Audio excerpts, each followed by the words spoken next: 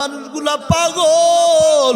ও বেলাল তুমি চলো, তোমাকে নিয়ে মসজিদে নববীতে আজান দেব।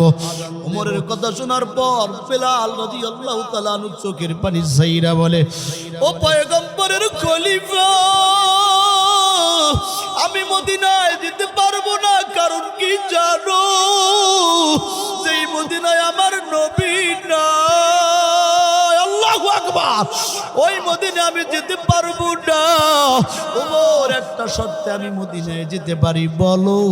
আমি যদি আযান দেই, আমার পয়গম্বর কি মসজিদে নববীতে নামাজ পড়াবে কিনা? ওমর ডাক দিয়ে বলে, বেলাল পাগলামি কইরো না, এটা তো কোনোভাবেই সম্ভব না। নবীজি কোনোদিন আর নামাজ পড়াইবে না।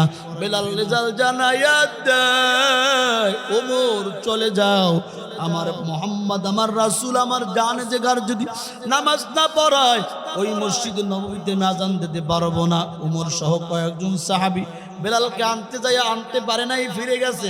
বেলাল রাদিয়াল্লাহু তাআলা আনহু ঘুমায়া গেছে।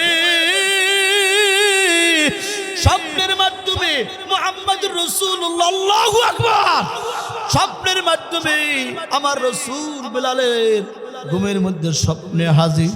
আমার পয়গম্বর ডাক দিয়ে বলে, বেলাল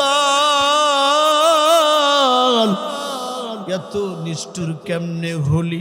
6টা মাস হয়ে গেল, কত মানুষ আমি নবীর রওজার পাশে দাঁড়াইলো, একটা বারো কি আমার কথা তোর মনে পড়ে নাই?